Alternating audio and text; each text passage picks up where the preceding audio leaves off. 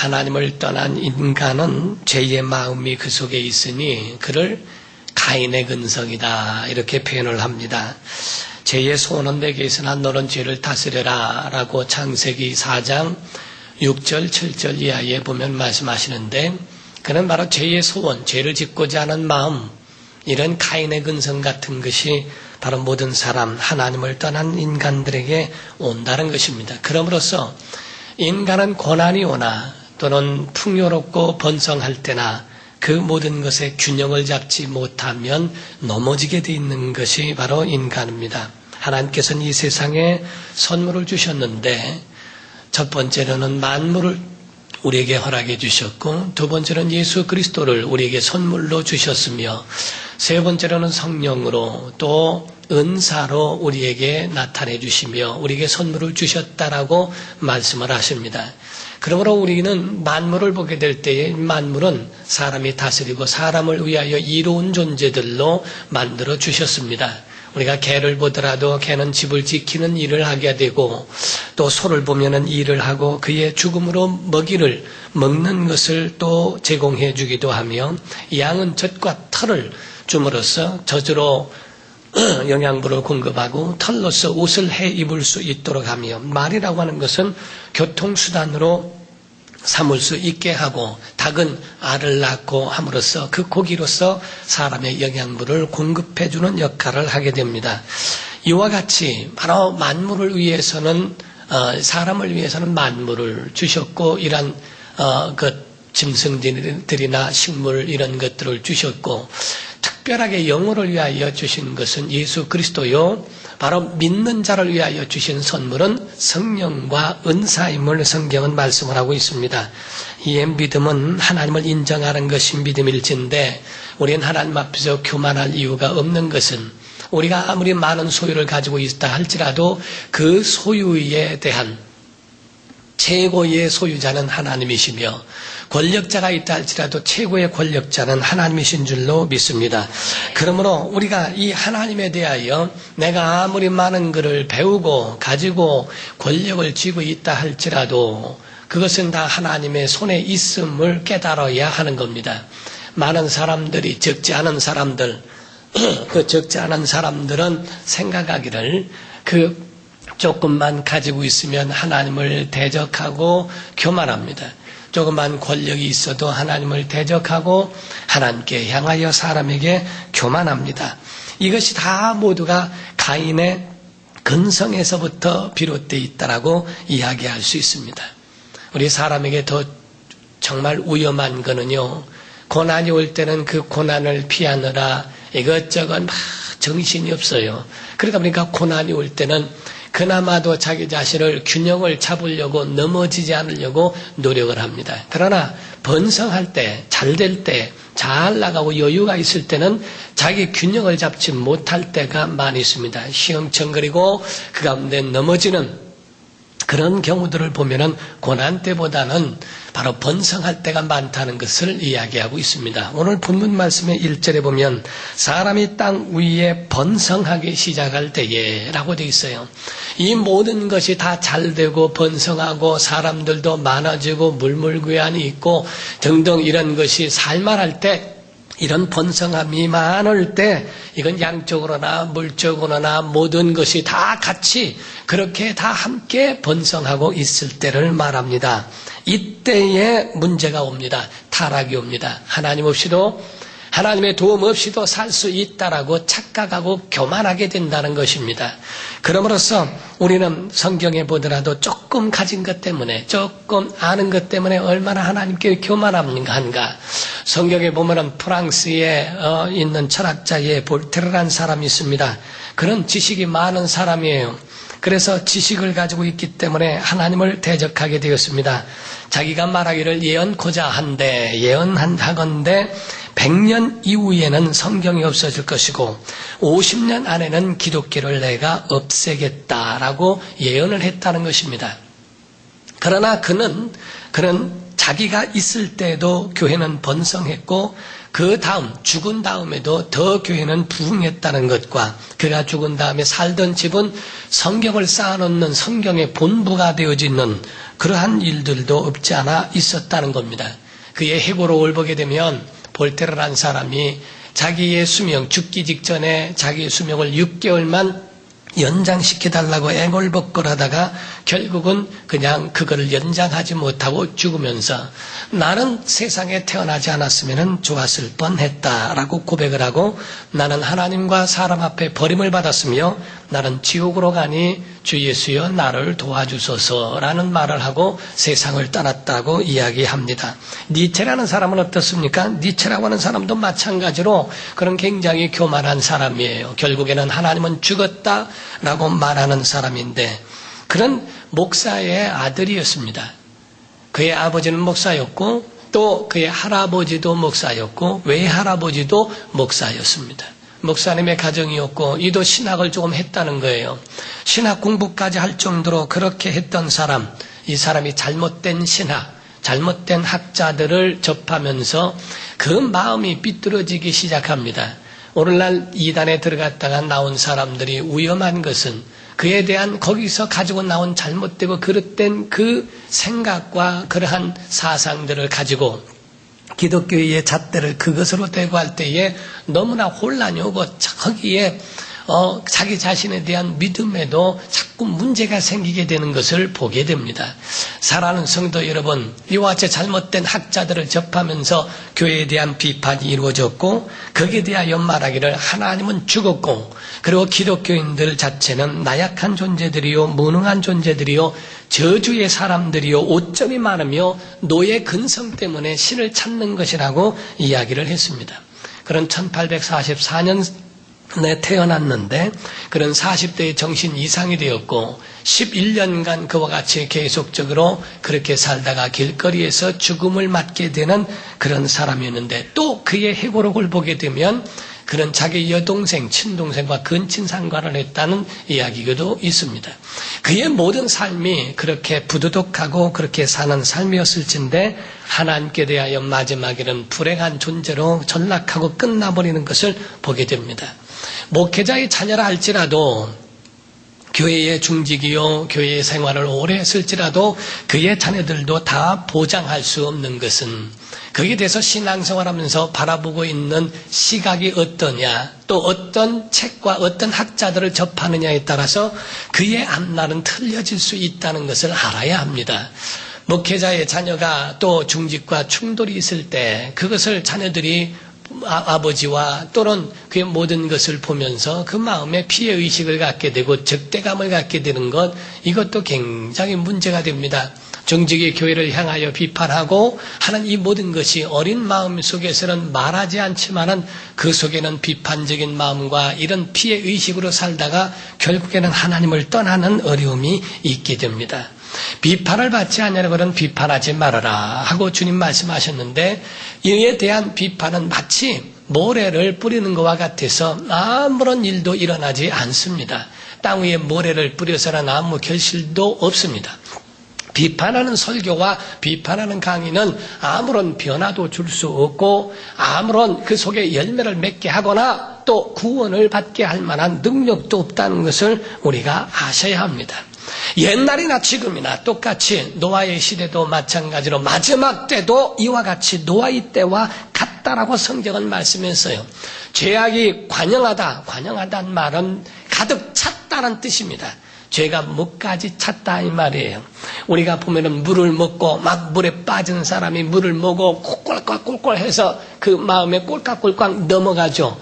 마치 그 물이 자기의 코앞에까지 차서 이제 더 이상은 감당할 수 없는 그 상태, 이와 같은 죄악이 관영하다. 하나님이 참으심에 대하여서는 이제는 더 이상 참으실 수 없다고 선언하시리 만큼 죄악이 가득 찬 것을 가르쳐 말합니다. 이와 같이 타락되어진 그 세상에 노아에 대하여 성경은 증거하기를 노아는 달라서 세상 사람들과 달라서 하나님의 은혜를 입은 자요 바로 당대의 의인이요 완전한 자요 하나님과 동행했던 사람이라고 이렇게 말씀을 합니다. 지금같이 체계 있게 그렇게 예배를 하고 신앙생활하고 경건한 삶은 아니었을지 몰라도 그의 나름대로 그때 당시에 하나님을 향한 믿음이 있었어요. 영적 생활이라고 하는 것을 나눈다 할진데 그의 첫 번째가 기도의 삶입니다. 하나님과 기도하는 삶. 두 번째가 믿음의 삶입니다. 기도하는 사람은 바로 이와 같이 믿음의 삶이라고 하는 것이 있고 이 믿음의 삶을 종합한 것이 뭐냐? 예배의 삶이라고 하는 것을 표현해 주고 있습니다. 예배 어떻게 하는가? 우리가 과연 예배를 어떻게 소중하게 여기고 예배에 대하여 무게를 얼마나 두고 있는가? 우리가 많은 사람들 TV에 보면은 해외로 나가는 사람들을 보게 됩니다. 그러면 그 해외에 나가는 사람들을 보게 될 때에 그 목적을 보면은 어떤 사람은 골프하기 위해서, 어떤 사람은 먹기 위해서 좋은 음식 먹고 하기 위해서, 어떤 사람은 낚시하기 위해서 호주로 가기도 하고, 또 어떤 사람은 아마존강까지 갑니다.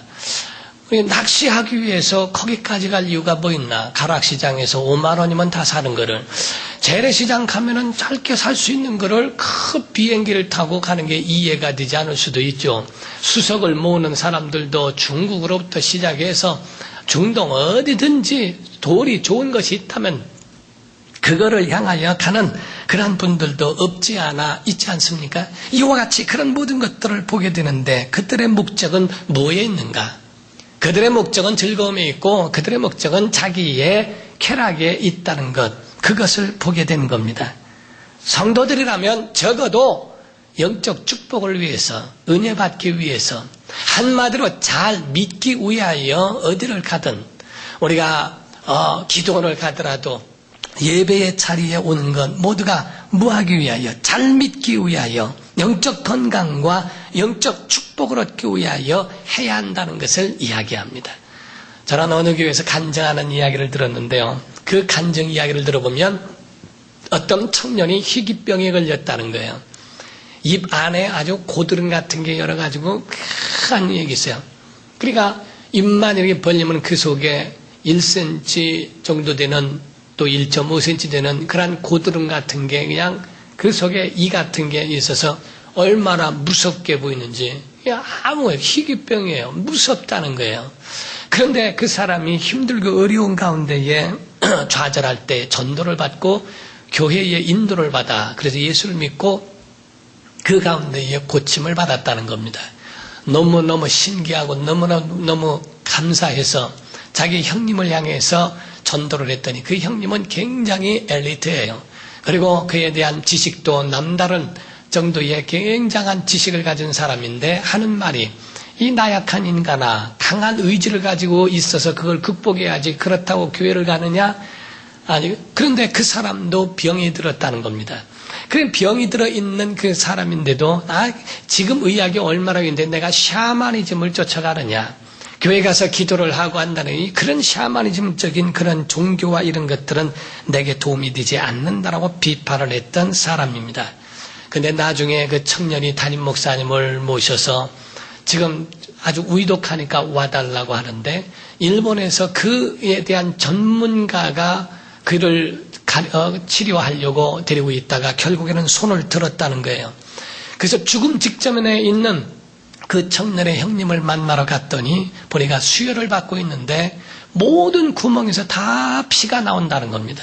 눈에서도 피가 나오고 귀에서도 코에서도 입에서도 다 피가 흘러버리고 더 이상 손 쓸 수 없는 강한 의지만 가지면 될 줄 알고 그런 나약한 사람만이 기도하는 걸로 생각했지만은 강한 의지를 가지고도 결국에는 죽음 앞엔 아무것도 아닌 존재임을 보게 되었다라고 이야기합니다.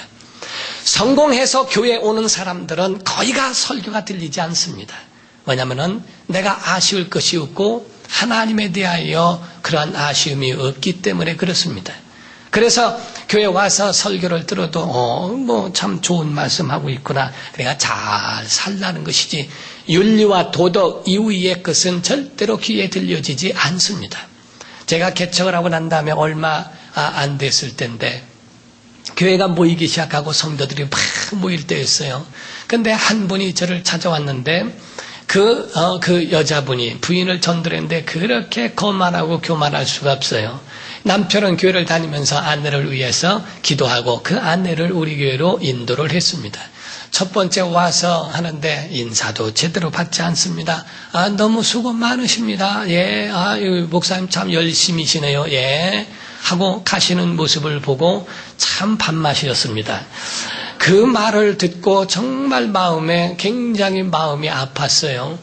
그때는 그분이 와서 목사님 개척교회 목사요, 그 전도사 때였을 거예요. 전도사요.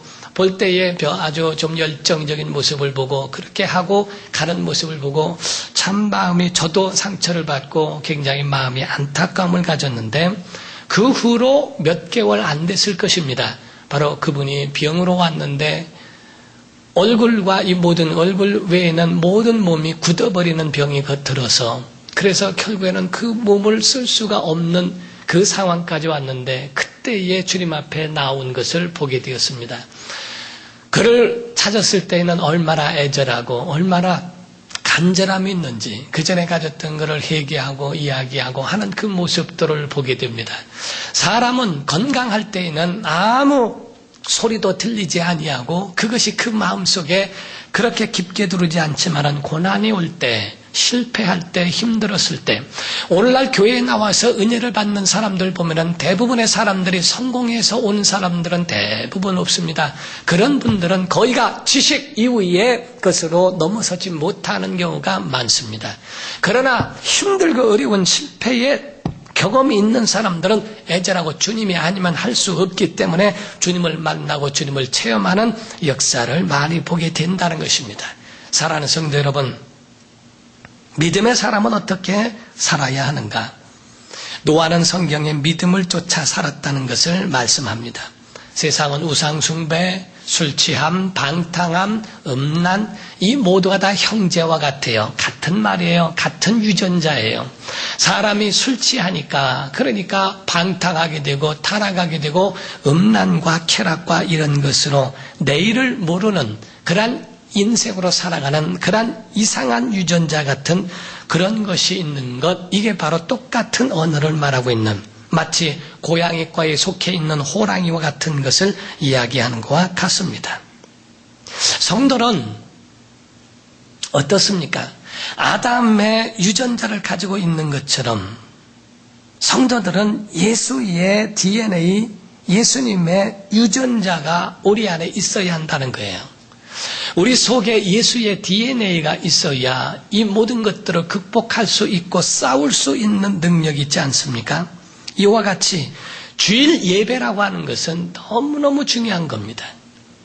하나님을 경외하는 것은 곧 예배 가운데에 이루어지고 있는데 믿는 자들이 하나님 앞에 나와 예배하는 것은 결코 쉬운 일이 아니고 결코 경홀히 여길 수 있는 것이 아닙니다. 오직 예배라고 하는 가운데에 우리의 영적 에너지를 공급받을 수 있고 삶의 일주일을 균형을 잡을 수 있는 그러한 능력이 있는 거예요.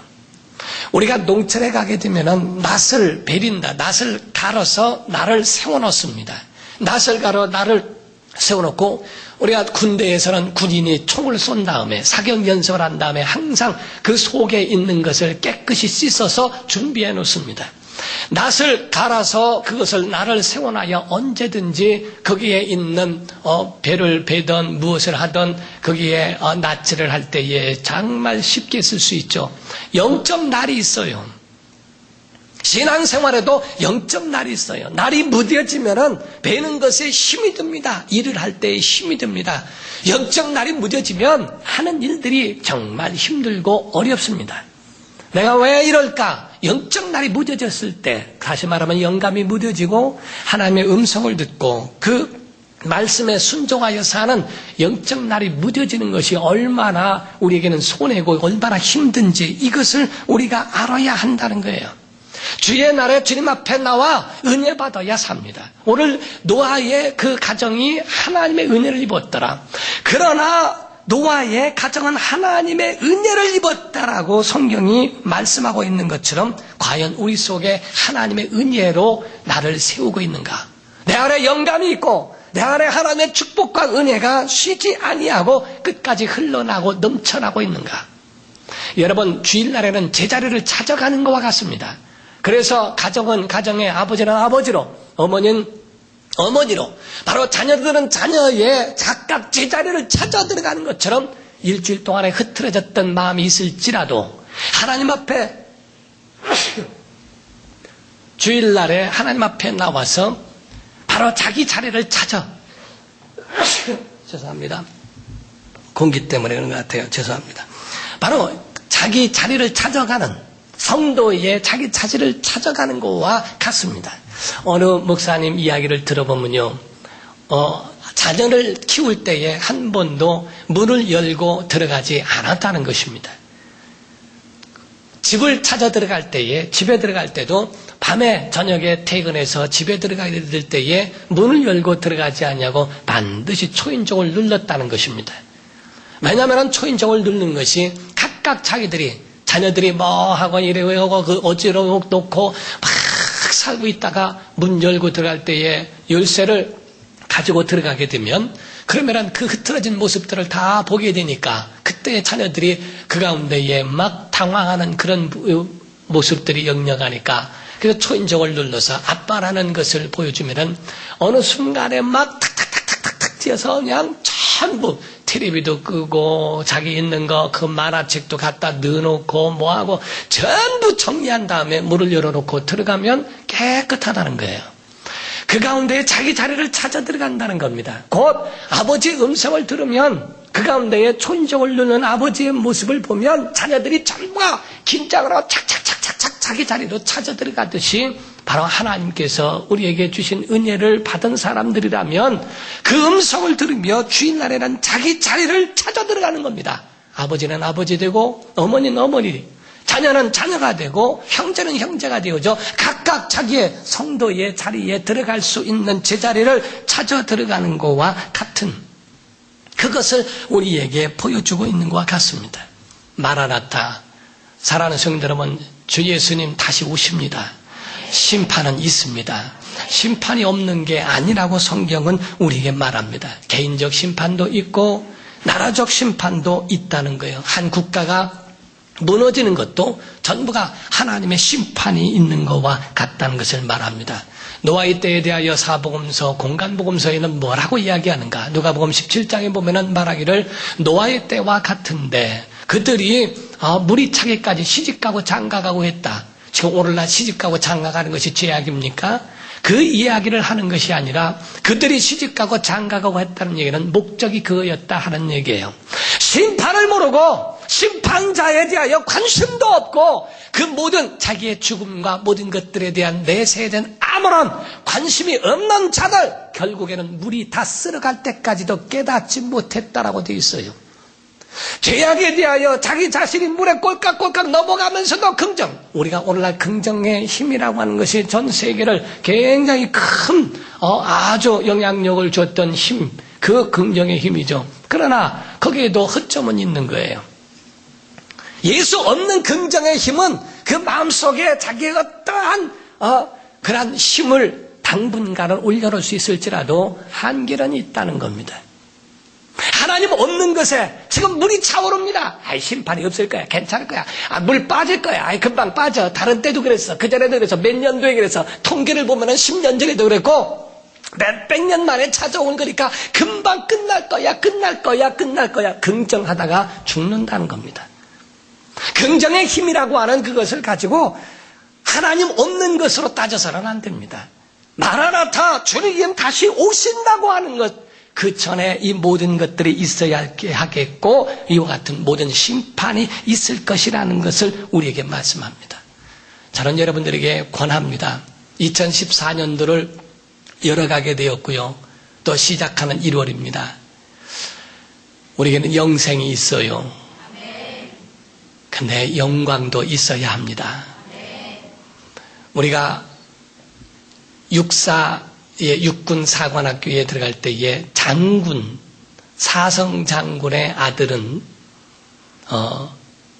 거기에 시험이 없답니다. 사성 장군의 아들, 별 4개, 별 3개, 4개 이 정도에 된 아마 그 정도 되겠죠. 그 자녀들은 육군사관학교 들어갈 때에 시험이 없답니다. 그냥 무시험으로 합격할 수 있는 권한이 있답니다.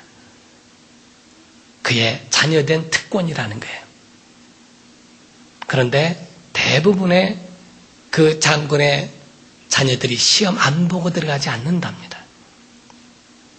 시험을 안 봐도 들어갈 수 있는 합격은 보장되어 있는 사람들, 그 자녀들도 전부가 시험을 보고 들어간답니다.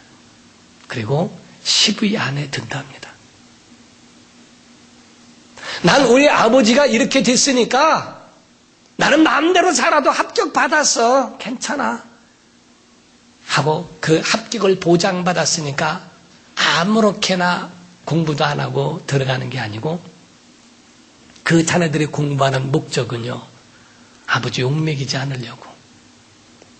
아버지의 영광을 위해서.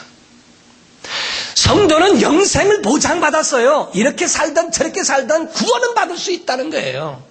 그러나 우리가 사는 목적은 그의 영광을 위해서.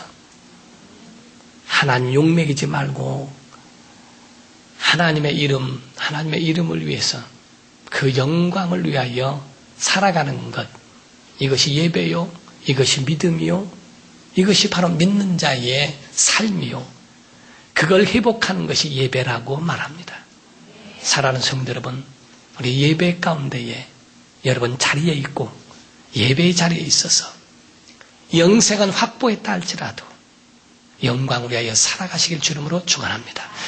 기도하시겠습니다.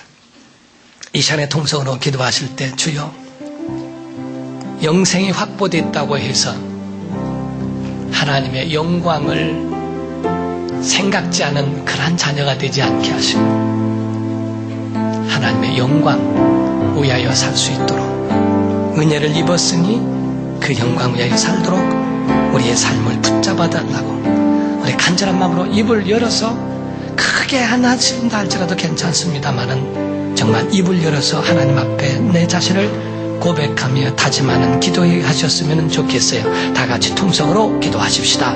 살아계신 하나님 아버지, 우리가 이 땅에 살진데 하나님의 은혜가 우리 안에 있기를 사모하며